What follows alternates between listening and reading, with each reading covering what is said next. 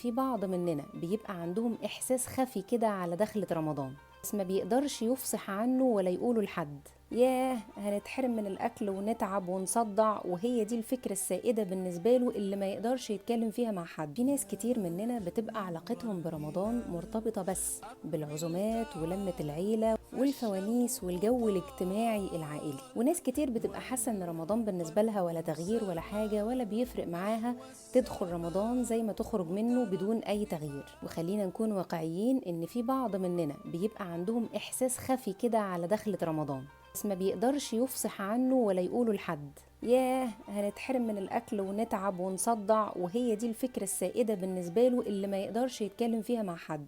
إن أكيد الكل فرحان بدخلة رمضان، وده الطبيعي، إحنا كلنا بنعظم شعائر الله وبنفرح بدخول رمضان فعلا. في حاجات مهمة جدا علشان تحسن علاقتك برمضان ويكون بالنسبة لك الأمر مختلف. مع كون رمضان كله وقت بركة وخير ورحمات من رب العالمين، الأوقات دي بالذات ما ينفعش نفوتها في رمضان. الوقت الأول هو وقت السحر، أو خلينا نقول الثلث الأخير من الليل. الليلة بتتقسم لثلاثة، والليلة بتبدأ من المغرب لحد الفجر. يعني الليلة بتاعت بكرة تبدأ من مغرب النهاردة لحد أذان الفجر. لو قسمنا الوقت ده على 3، فالثلث الأخير هيتحسب اللي هو الثلث الثالث من الوقت ده، من المغرب لحد الفجر مش من العشاء. وقت السحر ده ربنا عز وجل يتنزل فيه نزول يليق بجلاله سبحانه وتعالى. الوقت ده لازم نغتنمه في الاستغفار، طبعا الدعاء فيه إن شاء الله مستجاب.